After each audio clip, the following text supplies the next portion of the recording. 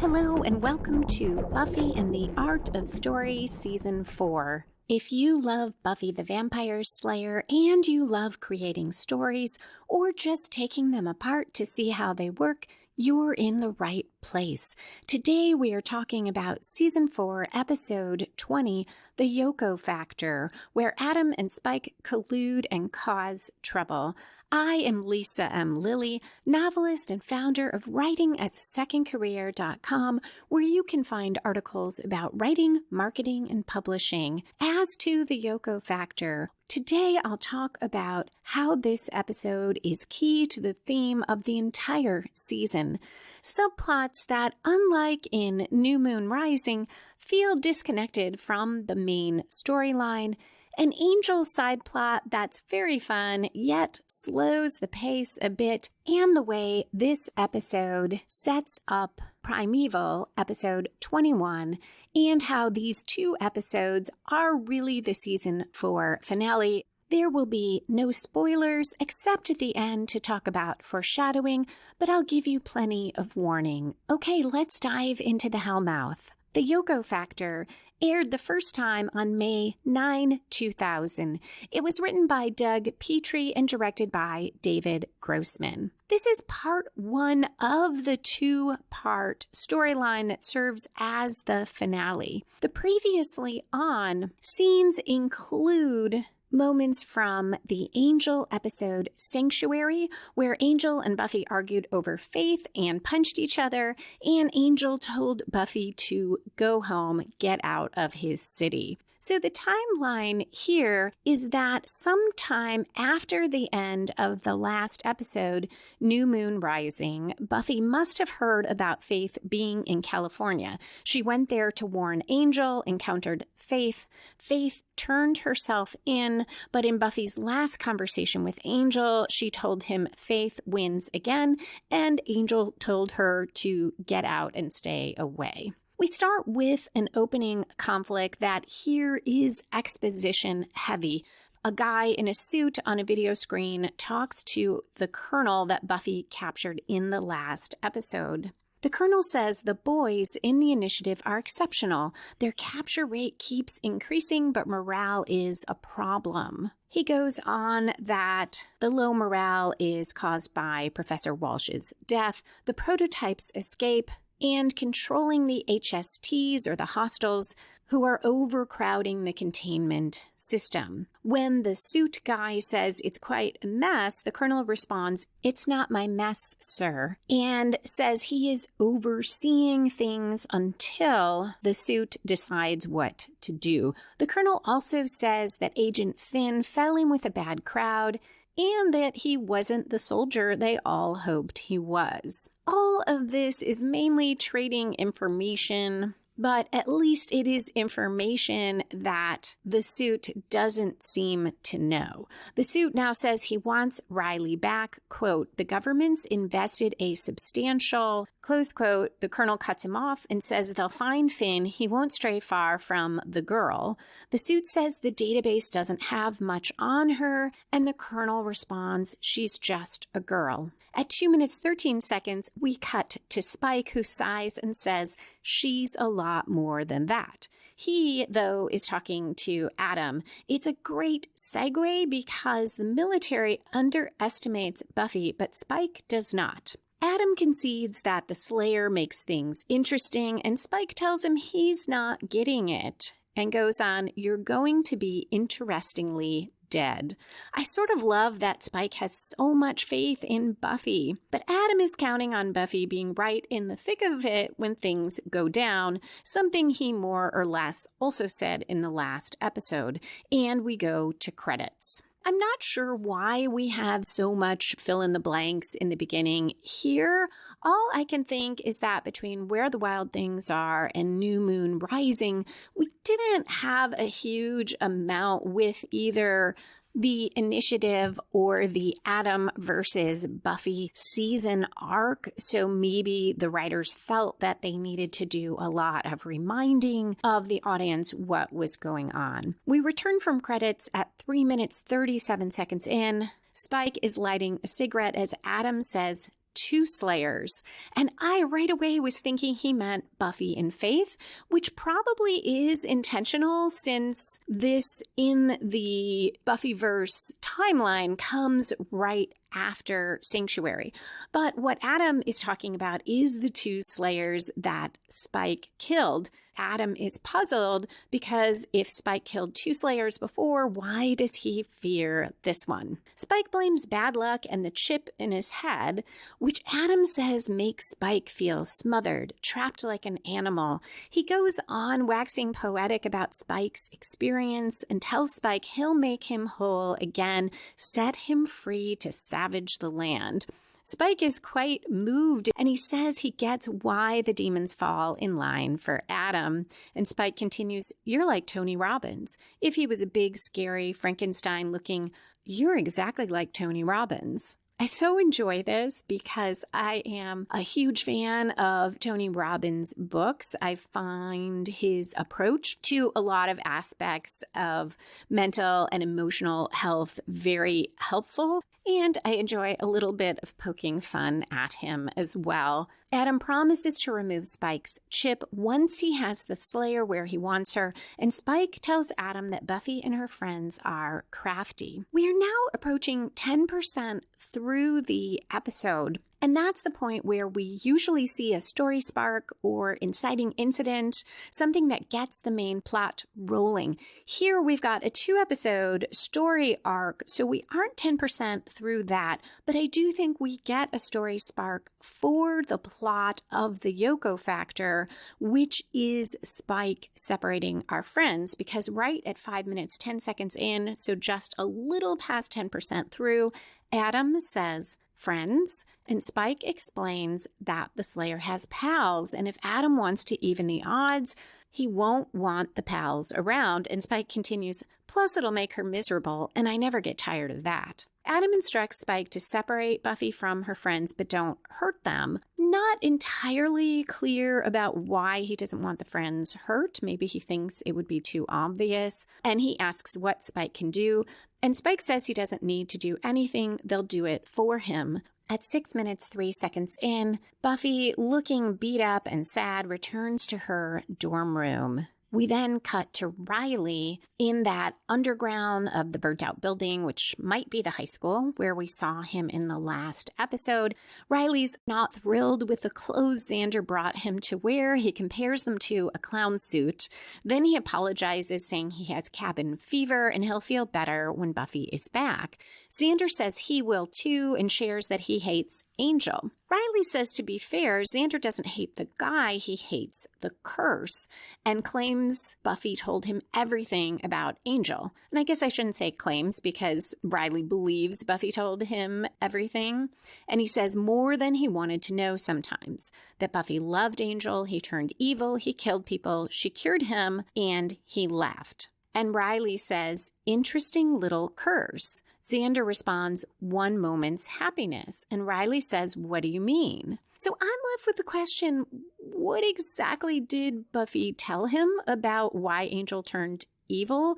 And what does Riley think the curse is? Xander tells him Angel's okay if he's sad and broody, but 1 second of, quote, pure, real pleasure, close quote, that sets him off in a, quote, kill your friends kind of way. I'm not sure this is accurate to what we've heard of the curse in terms of pure, real pleasure. It's real happiness, but this might be how Xander sees it. And he goes on, and you know what makes Angel happiest? I'll give you a hint. It's not creme brulee. So this gave me the sense that Xander knew Buffy didn't tell Riley that part, and yet later he'll make it sound like he is surprised Riley didn't know.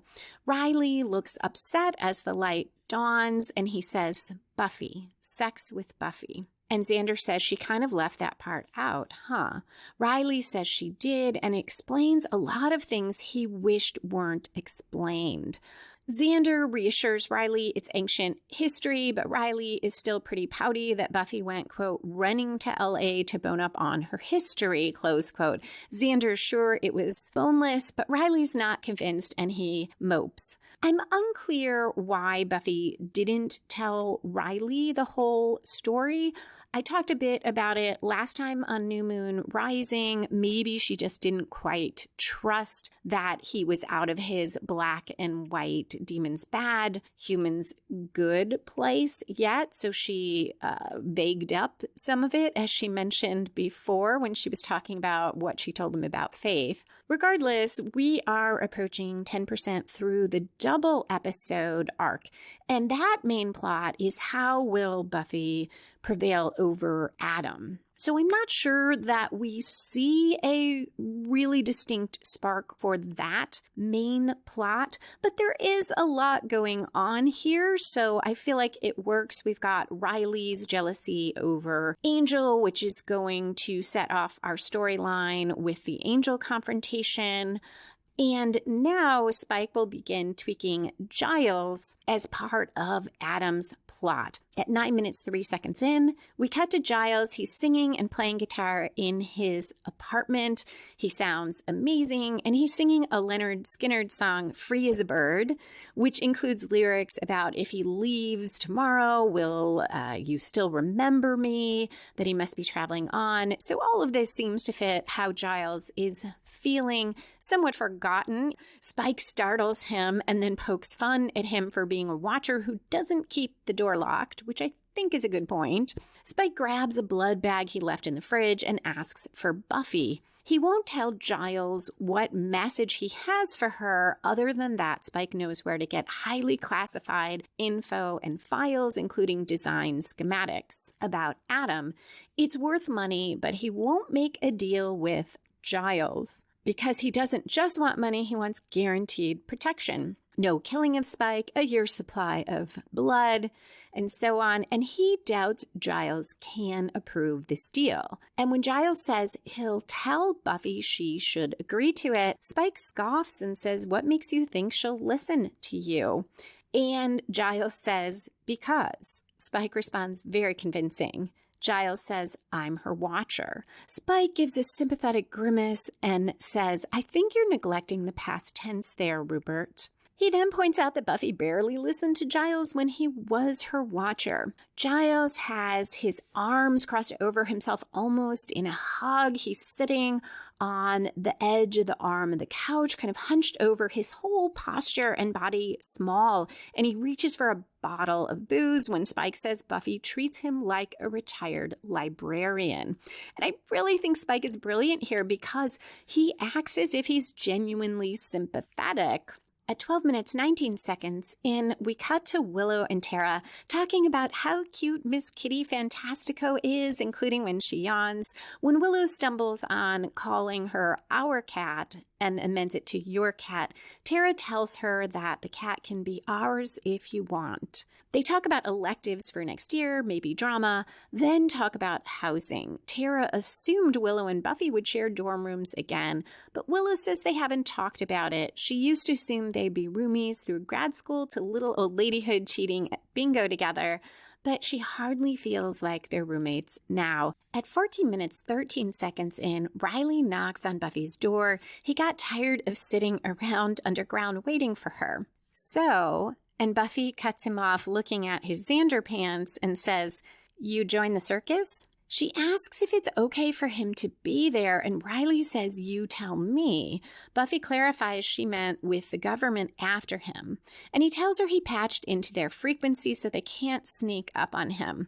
So this is another example of the initiative's cartooniness and ineptness as a villain, because supposedly they were going to court-martial Riley. We've just heard that they want him back, and yet he just walked across campus in broad daylight and evaded them by cleverly tapping into their radio frequency. It just seems a little too easy. Buffy tells Riley Angel kind of upset her, but she doesn't want to talk about it.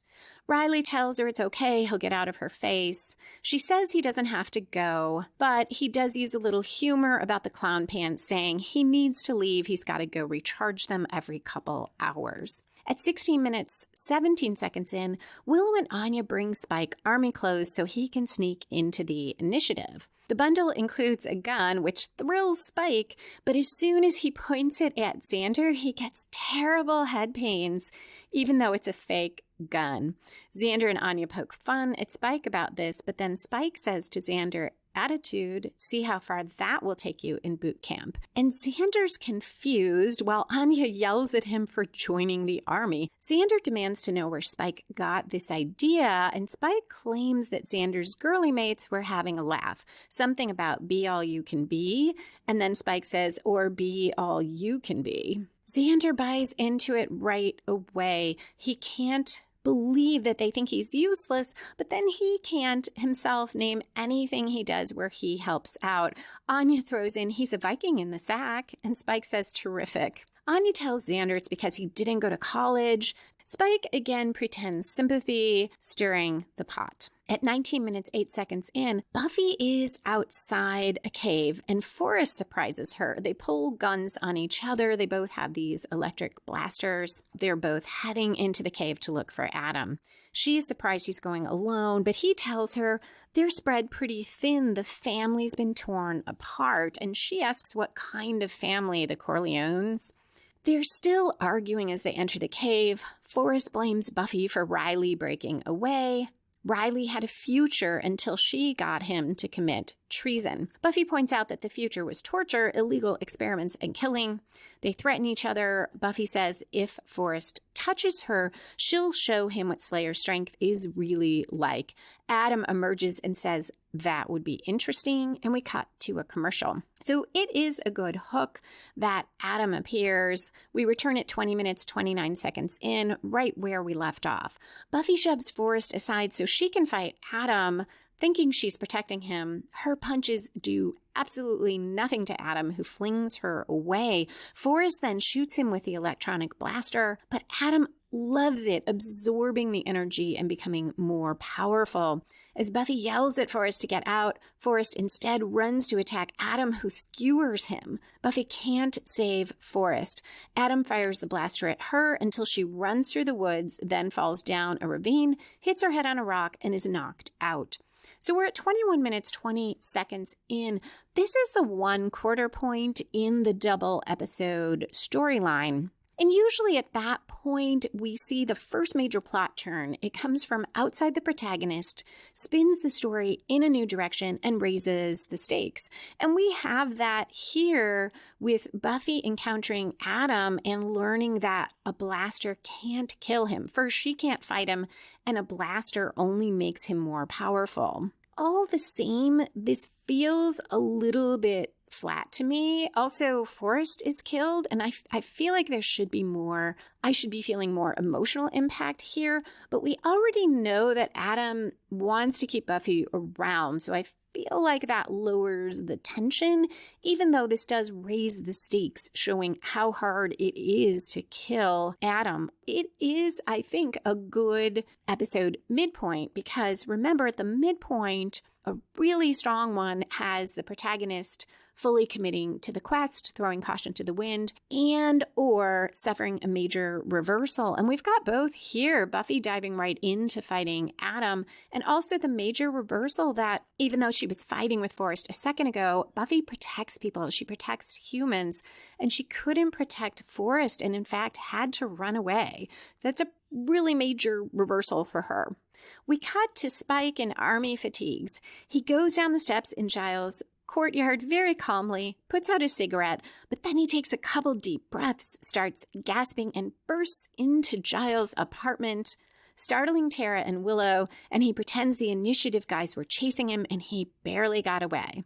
He gives Willow discs with data, and as she puts them in the computer, notices Tara stroking Willow's hair. Giles, slightly drunk, tells Spike he'll get paid when Willow confirms he brought something useful. So now Spike tells Giles he could have gone straight to Buffy, but he cut Giles in, let him pretend he's in charge, and, quote, now you've got to wait for Red's permission to finish the deal, close quote. Spike is so good at tweaking people, because this really is hitting Giles where it truly hurts him, the feeling that he isn't needed by Buffy anymore. Willow says the disks are encrypted and Spike asks if she can fix them. Willow responds, crack a government encryption code on my laptop? Easy as really difficult pie. Spike shakes his head and says, you're not exactly the whiz these days either. God, I'm never going to get paid. When Willow protests, he tells her, your mates say you weren't playing with computers so much, into the new thing. And he glances at Tara and continues, you two, the whole Wicca thing. Willow is upset her friends were talking about that, but Spike tells her to focus on the computer until she keeps pushing him on what her friends said. Spike says, talking about, it's a phase. You'll get over it. Willow asks if that was Buffy and turns to Tara and says, quote, because you know what she means by that. Close quote. Spike claims Buffy was defending Willow. Xander said she was being trendy. And Spike goes on, I don't know what they were going on about. Person wants to be a witch. That's their business. Again, Spike, such a master guessing at Tara and Willow's relationship and that she is worried about how her friends reacted. Willow says she knew Buffy was freaked, which is a nice callback to that conversation with Buffy in the last episode where Buffy was uncomfortable at first, but then was very supportive. But Willow quickly forgets that second part because she is worried about this. Tara, though, says Willow should talk to Buffy, but Spike draws them back to the computer, reminds them they're still a monster to fight.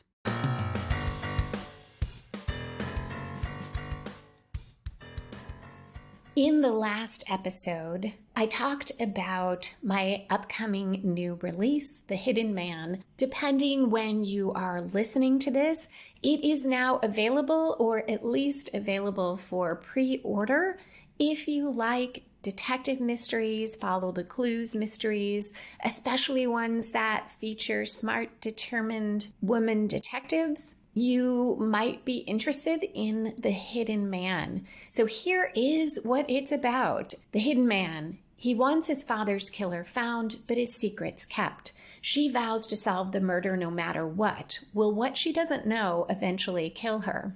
Until now, Chicago lawyer Quill C. Davis has investigated crimes, but only to help people she loves. Now she's been hired to solve the murder of a well-known class action attorney.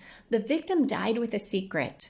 Quill suspects it relates to his fascination with UFOs, an interest he shared with his longtime girlfriend.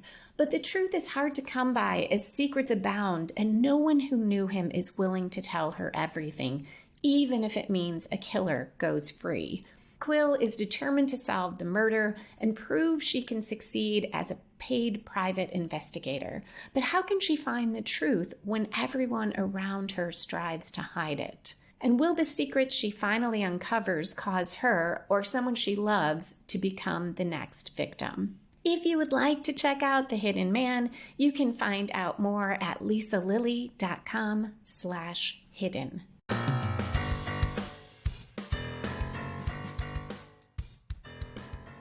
We cut to the containment center at the Initiative. A demon bangs against an electrified glass wall, and one of the soldiers tells the colonel they're nearly out of room. Colonel's not worried. He calls them animals and says just pack them in. He has no problem if they start tearing each other apart. We then cut to the command room. There are tons of frantic radio distress calls, 2 men down. We switch to Riley huddled in his underground area, listening into the radio frequency, and he hears the distress call. This is the start of the Angel, I'll call it a side plot or subplot. And the challenge with this is that while last episode in New Moon Rising, we had multiple subplots, more than usual, but they were so well integrated and layered and affecting one another that it worked amazingly well. And in fact, heightened all the emotional tension, heightened the episode. Here, the Angel coming to Sunnydale really feels like a pause in our Buffy Adam plot, and that feels wrong this late in the season. We're almost at the end, and this is where, as a viewer, I want the action to just be driving forward, and instead, we are sidelined with Riley and Angel and Buffy, although there are many parts I do enjoy about this subplot. 24 minutes, 48 seconds in, Riley runs to the scene of the disturbance. Angel has just thrown a commando guy on the street, and we cut to a commercial. So if you had not seen the previews at the time, surprise, Angel is in Sunnydale. We come back, Angel looks at Riley and says, Riley Finn, and tells him they have a friend in common, and Riley realizes this is Angel. Angel asks, welcoming committee your idea? Riley responds, way I heard it, you were all peaceable now. You didn't by any chance go and lose that pesky soul again, did you? Angel says, don't push me, boy. I am somewhat puzzled by Angel's behavior, considering he will later tell Buffy he came to apologize and make things better. But I think back again to the fact that I will remember you in Angel's timeline didn't happen that long ago. He and Buffy, he was human. They had their just one day of loving one another, having a normal life, being blissfully happy, and it was yanked away. Now, Angel chose to yank it away, but he felt that was the only real option so he could keep protecting the world, and it doesn't mean it wasn't a huge loss for him. And he was so stunned when Faith told him Buffy had moved on. So this, I think, is Angel still not having come to terms with Buffy having somebody. It might have worked out better if the commandos hadn't attacked him when he got into town. Riley leaps, of course, to the worst conclusions and asks what could have happened with Buffy to make Angel lose his soul. And Angel, apparently for the sheer fun of goading Riley, tells him that's between him and Buffy. Riley is not going to let Angel go and see Buffy. Good luck with that, Riley. They fight. Riley actually does pretty well. He uses his taser on Angel. He gets the better of him a few times, but Angel flings him against a few walls and then takes off when more commandos approach. Riley slinks away so his old colleagues won't see him. At 27 minutes in, Buffy goes into her dorm room far more beat up than we usually see her. She's surprised when Angel knocks on the door, and she isn't too thrilled, but she does invite him in and says she guesses he must have thought of something else really hurtful to say that he couldn't tell her on the phone. So this is particularly where this feels like a diversion from our main plot, because in terms of that, all this next scene will do is delay Buffy telling Riley about Forrest. However, I like seeing Angel and Buffy, and right now, Angel, knowing Riley's following him, stops Buffy's rant, telling her he doesn't have a lot of time. And as she asks what's going on, Riley bursts in and pulls a gun on Angel and says, I told you you weren't coming near her. And Buffy says, you've got to be kidding me. She asks if this is why Angel came. He says, no, this was an accident. And Buffy tells him, running your car into a tree is an accident. Running your fist into someone's face is a plan. Riley refuses to put the gun down. Angel moves toward him threateningly. Despite that, Buffy gives him a look and tells him to explain to Riley that he's not going to hurt anyone. The two men trade insults, and Angel says, you actually sleep with this guy? Riley punches him, he punches Riley, and Buffy gets in between them, shoves them flying apart, and tells them that's enough. Buffy says, I see one more display of testosterone poisoning, and I will personally put you both in the hospital. Anybody think I'm exaggerating? Angel says he started, and she puts her hand out to gesture him to stop, and he does. I sort of enjoy Angel when he's being petulant and childish. It's kind of fun. Riley, also childish, stays standing, arms folded.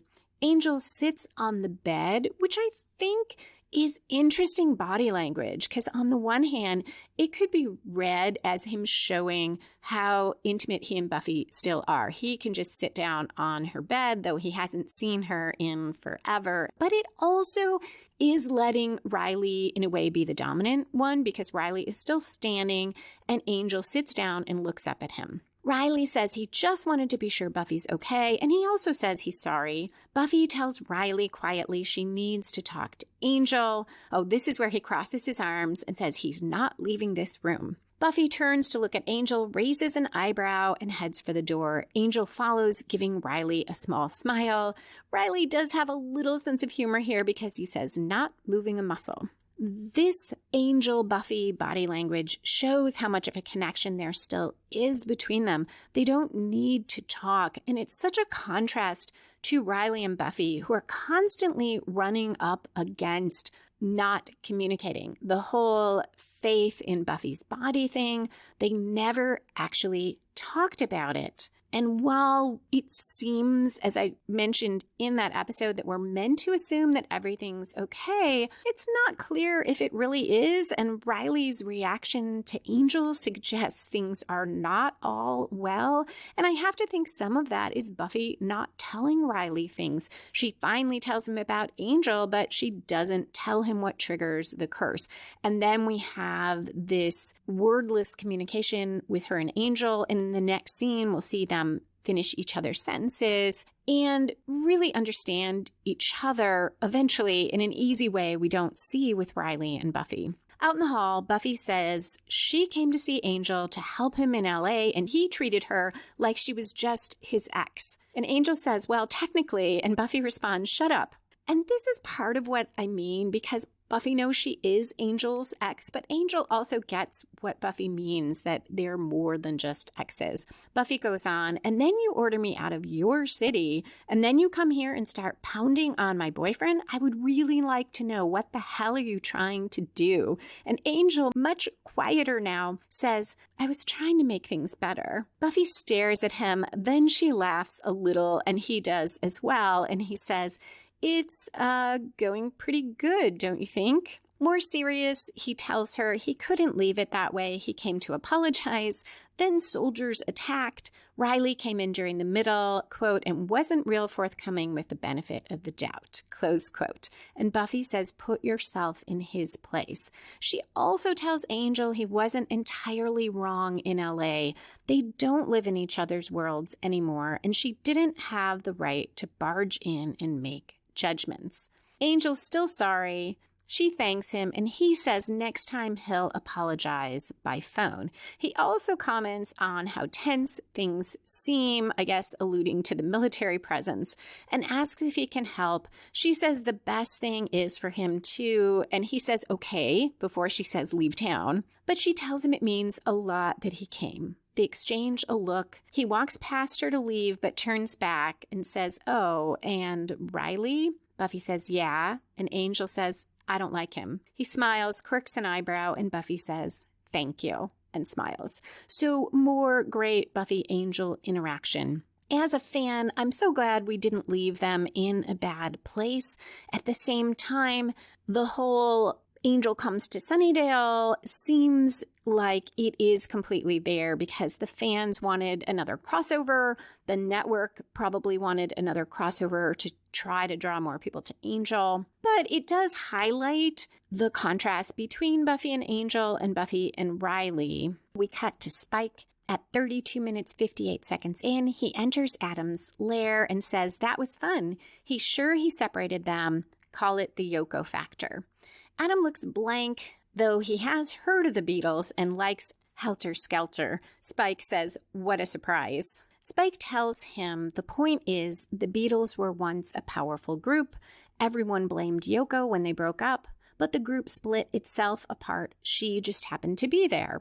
And here, kids, they go off to college, they break apart. It's the way of the world. Adam tells Spike he needs one more thing before he'll give Spike his chipectomy. Much as I love any scene with Spike, the Yoko discussion feels a little like the writers editorializing. I don't know that we needed Spike to explain this. It could have been fun if the title was simply The Yoko Factor and we as viewers figured it out ourselves. Though I do keep in mind that at the time that Buffy aired, I don't think the episode titles appeared anywhere in the credits. So you as a viewer would not know the episode title, so we wouldn't get that reference.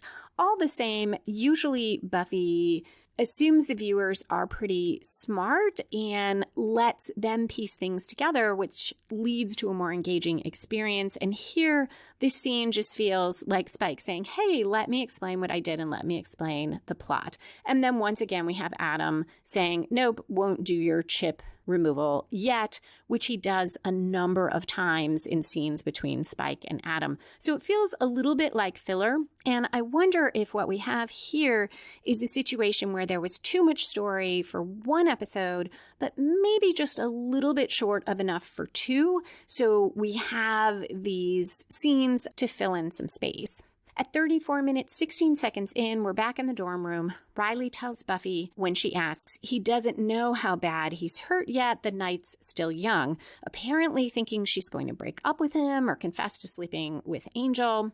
And it doesn't help that she says she needs to tell him something and he might want to sit down. She's, of course, thinking of Forrest. He cuts her off, wants to talk first, and says he thought they were close. He doesn't know much about her and Angel, but if she's going to break his heart, do it fast. Buffy is shocked. She can't believe Riley assumes she slept with Angel, and he says, didn't you? Buffy is really not happy when she realizes Xander told him about the curse.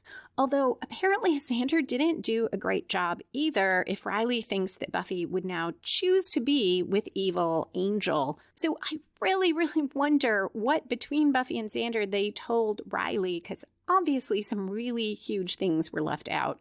Riley goes on about how sometimes things happen between exes, and when he saw Angel was bad, and Buffy says he's not bad. Riley's shocked, but goes on, well, there you go. Even when he's good, he's all Mr. Billowy Coat, King of Pain, and girls really... Buffy tells him to stop, and he concedes he's acting nuts. There's a little bit of poking fun at Angel the show here with the billowy coat thing. Riley agrees that Buffy has never given him any reason to think he can't trust her. She asks, so why with the crazy? Riley responds, because I'm so in love with you that I can't think straight. And Buffy responds, tell me about it. So this is another instance where Riley is saying he's in love with Buffy, and she responds in kind but doesn't use the word love. That part works okay for me, but I really dislike the implication here that loving someone so much is what causes jealousy or the need to be very controlling.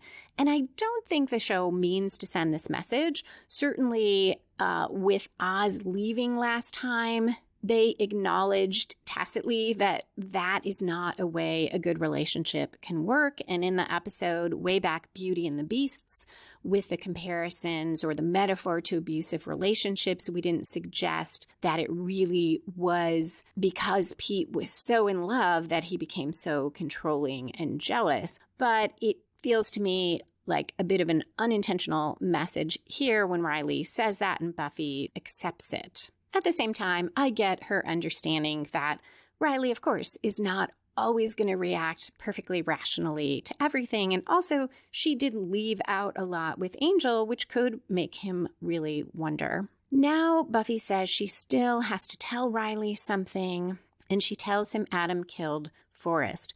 Riley is shocked. He has his head in his hands. Buffy tries to comfort him. She also tells him they'll find this thing and destroy it. But Riley says he has to go and leaves. And maybe the whole thing with Angel does drive this part of the story. It might be part of why, rather than staying with Buffy and processing at least some of his feelings and his grief, he goes off alone, which leaves him vulnerable.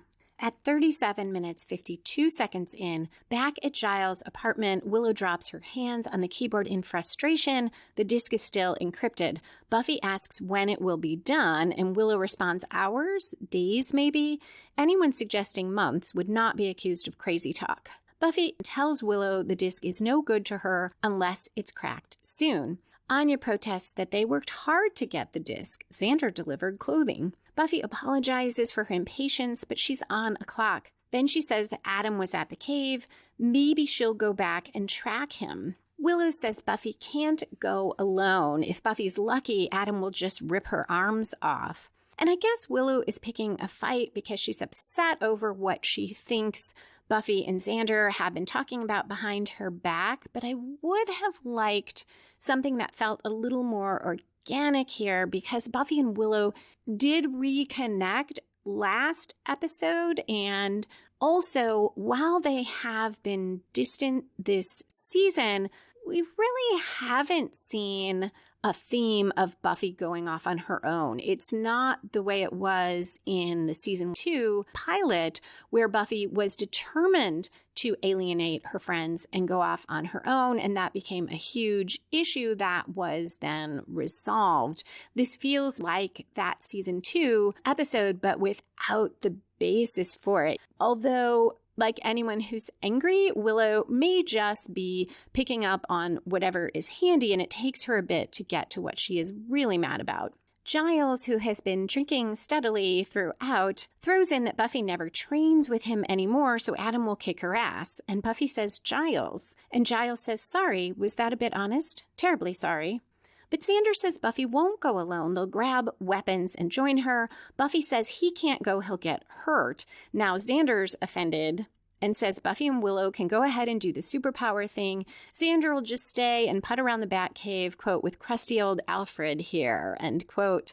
Giles says, no, he's no Alfred. Alfred had a job. Buffy says Willow's not going either. Buffy will go alone. She really seems intent on protecting her friends here, but she is a bit clueless because she is not getting any of the undercurrents. And I'm not sure if I think that she ought to, based on this scene alone, but she has been out of touch. So I suppose that is why Willow jumps in and says, when Buffy has her no arms, they can all be glad they weren't there getting in the way.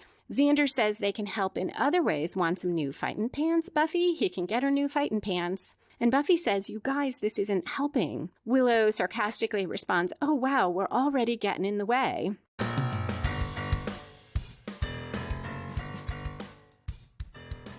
Once a year, usually in October, the ebook edition of the complete 4-book box set of my Awakening Supernatural thriller series goes on sale for 99 cents. That time is now, so if you're listening on Monday, October 25th or Tuesday, October 26th, you can get it for 99 cents wherever you buy ebooks.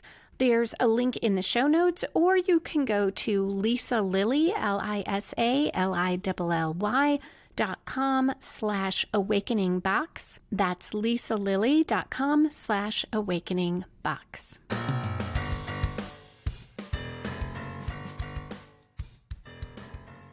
Anya and Tara exit as the friends bicker.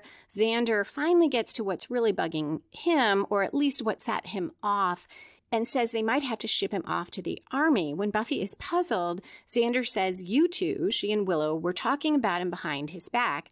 Now Buffy gets mad and says he's the one talking, telling Riley every detail about Angel. And Willow says, when is there any us two? You two are the two who are the two. She gestures at Buffy and Xander. Giles bursts out laughing when Xander refers to Fort Dix. Buffy asks if he's drunk, and Giles says, yes, quite a bit, actually. Buffy tells him to stop it, then says to Xander that this is stupid. And Xander is mad that she finally admitted she thinks he's stupid, and she responds, I didn't say you were stupid, so stop being an idiot and let me fix this. Which I really love because it shows the way it is so difficult to say the right thing once you go down a certain ways on a path. And also the whole scene does show that once people are angry, everything seems to be said the wrong way. Everything is taken in the worst possible light. So what we're reaching now is the end of the episode, but also the midpoint of the double episode arc. So this is where we get a serious major reversal for Buffy as our protagonist, because she and her friends will end the episode completely at odds. And we've seen up to now in the series how having friends, having pals and close connections is why Buffy has lived so much longer than the other Slayers. We've seen it ourselves. Spike has also told us that in this episode, more or less. And Buffy tries to reassure her friends she needs them, but then says she just doesn't need them right now. Willow asks how Buffy needs her, and Buffy talks about the computer stuff and the witch stuff. Willow wants to know exactly what she means by witch stuff. Buffy is again confused and asks what's happening. At 40 minutes, 50 seconds in, Tara and Anya are in the bathroom, wondering if this will go on for a while, and they agree it might. And Tara says, "Nice bathroom." Anya responds, "I like the tile." For whatever reason, I love that short exchange with the two of them. At 41 minutes, 3 seconds in, we go back to Xander, who says if he did join the army, at least he might get a job that couldn't be done by a well-trained border collie. Willow asks if the umbilical cord between him and Anya could stretch that far. Xander says he always knew they hated Anya. Willow protests she's not being judgmental. She'll leave that to him and Buffy. And Buffy says, "Judgmental? If I was any more open-minded about the choices you two make, my whole brain would fall out." I don't love that Buffy says that, implying her criticisms of their choices, or I guess saying straight out that she does judge their choices. But she is angry at this point, too, and frustrated and confused. And Xander says, "Oh, and superior, don't forget that. Just because you're better than us doesn't mean you can be all superior," which is such a fun Xander line. Buffy wants to know what happened today, but Willow tells her things have been wrong for a while, and you can't handle Tara being my girlfriend. Xander says no, things were bad before that, ever since they went off to college and left him in the basement. Then he turns to Willow and says, "Tara's your girlfriend?" Which shows a lot about how disconnected they have all become. Yes, Spike has stirred up trouble, but he was able to do it because they are so disconnected. Giles has gone upstairs to bed, but he yells down bloody hell. Buffy's had enough. She demands to know how they can help since they say they want to be part of the team. And she goes on, "We'll walk into that cave with you two attacking me and the funny drunk drooling on my shoe. Hey, maybe that's the secret way to killing Adam." They don't answer when she finishes with "How can you possibly help?" And then she says, "So, I guess I'm starting to understand why there's no ancient prophecy about a chosen one and her friends." She heads out, and before she slams the door, says, "If I need help, I'll go to someone I can count on." So this scene, as I said, is a major reversal, but it feels drawn out to me. There are some really great lines. I've quoted the ones I thought were the most key, but usually our writers get to things much quicker. This, again, feels a little bit like filling time, which I feel robs the episode of some of its power. Buffy's last line about if she needs help, she'll go to someone she can count on, I guess she means Riley. I was not clear on that, especially because I don't know if Riley is someone Buffy has been able to count on. Mostly through no fault of his own, but the initiative has been messing with him. They fed him drugs. Professor Walsh lied to him. He turned on Buffy. He didn't answer her calls in the last episode. He understandably has not been there for her in many instances, but it's not quite clear why she refers to him as someone she can count on. But perhaps that is also the purpose of the Angel scene, because while she and Angel clearly have this connection, in Sanctuary, she was clear that she felt she could trust Riley and she doesn't trust Angel. So that may be what we're supposed to draw from that. But, of course, in true Joss Whedon fashion, as soon as Buffy thinks she can count on someone, we're going to raise a question about it or subvert it, because at 43 minutes, 7 seconds in, we cut to Adam in his lair. Someone walks in. Adam says, "I've been waiting for you," and it's Riley, and he responds, "And now I'm here." This also could be seen as another major reversal for Buffy, though we don't know what will happen next. But the fact that Riley is alone with Adam all by itself is serious cause for concern. Buffy couldn't fight Adam. There's no question that Riley by himself is in great danger. And then to be continued flashes on the screen. So I do think that perhaps that incident with Angel Riley and Buffy drove Riley to go and seek out Adam on his own.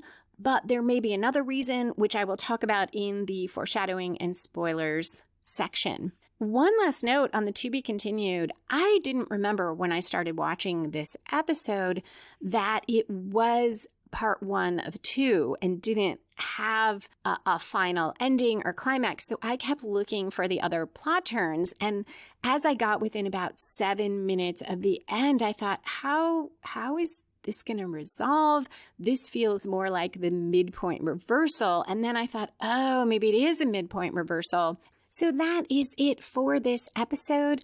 Other than spoilers and foreshadowing, I hope you will stick around for that. But if not, thank you so much for listening. And thank you especially to patrons who support the show. I hope you will come back in 2 weeks for Primeval, the season 4 finale, despite that there is an episode after it where Buffy confronts Adam.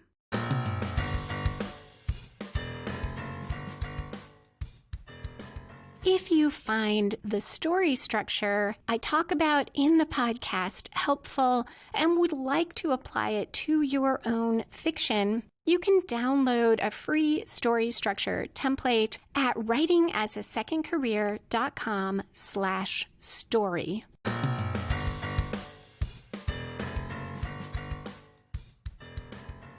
And we are back for spoilers and foreshadowing. That cut to the containment center when the demons are banging against the electrified glass walls, the fact that they're all packed in, foreshadows the next episode and sets up the climax where all of the demons are loose and there are so many of them. The suit saying he wants Riley back, the government's invested a substantial, and it trails off, foreshadows that there is more to Riley than we know. I'm not sure I caught that on first watch or even on most later watches that there is this hint. It's not just that Riley is like the other soldiers who all got those super serum vitamins. There's something more they've invested in Riley, and we'll find out it's that he has a chip. And I'm thinking that that is why Riley goes to see Adam. Adam somehow activated the chip, drew Riley to him. I don't recall if that's made clear in Primeval that that's why Riley comes to see him, but it is definitely clear that Adam can control Riley through the chip. And I find it so interesting. I really like Riley in Primeval. I was commenting in this episode how he hasn't really been there for Buffy, which has not been his fault. The initiative has been manipulating him. But in Primeval, when he is the most controlled, when that chip is governing what he can do and not do, Riley nonetheless does absolutely everything he possibly can to help Buffy within the confines of the limits imposed on him. He finds a way to work around it. And that is really what you want to do with a character who is not as strong as others or who has particular challenges. As long as the character is doing the most they can do, they are a powerful, active character because they are doing all that they can with the circumstances that they have. Xander's comment, oh, and superior, don't forget about that just because you're better than us. In season 7, we'll hear some echoes of that when Buffy is being psychoanalyzed by an evil vampire psych student who tells her she has a superiority complex. She thinks she's better than everyone else, but then she doesn't think she deserves it. So she also has an inferiority complex about being superior. I'm going to say something controversial here. That is in Conversations with Dead People, which it took me time to get to like. There are things I ended up loving about it, but my first few watches through, not a favorite of mine. But we have a while to get there. Riley's jealousy, his feelings of inferiority toward Angel, his concerns that he is not enough for Buffy will all continue into season 5. And this is something else I mentioned last week when I had talked with Roberta Lipp of the They Coined It podcast about Buffy and Riley, where she pointed out we don't really give Riley that space to deal with the real life crisis he has. He loses his career. He loses his super strength and endurance, which he didn't realize were coming from this chip and from the initiative messing with his body. And he has all these fears about it. And we'll find out he doesn't think that Buffy will still want him when he's not superpowered. And probably that comes as much from him not knowing who he is when he's not superpowered. Also, in season 5, episode 1, Dracula, he'll be sure that Buffy is in Dracula's thrall because she still has all these feelings about Angel. And I am so looking forward to talking about that. Finally, this splitting of the group really is a masterful thing to happen in the first part of the episode because it echoes our season 4 theme. We started with Buffy being disconnected from her friends, Xander being on the outskirts in a way, and they all had to come together to prevail over the villain in that episode. And now the whole season, they have been struggling with how to stay connected, or with Buffy not realizing that she has drifted so much from her friends and them feeling it and nobody's talking about it. We go from there to they have to unite into a single supernatural force to defeat Adam. So it is such a strong midpoint to leave them where they are so split apart. And it is for both real reasons and ones that Spike has to some extent manufactured. And Buffy is puzzled by it. So it isn't immediately obvious how any of this can be fixed. So what an amazing midpoint and, of course, hook to end the episode on. So that is it for spoilers and foreshadowing and for this podcast episode. Thank you again for listening and for your support. I hope you'll come back in 2 weeks for Primeval, where Buffy and her friends face off with Adam in the midst of a war between demons and humans. Remember, you can find back episodes of Buffy and the Art of Story at lisalilly.com/Buffy Story. That's LISALILY.com/Buffy Stories. Also, if you like supernatural thrillers or private investigator novels with smart, strong female protagonists, you can try the first in each of my series free at lisalilly.com/free.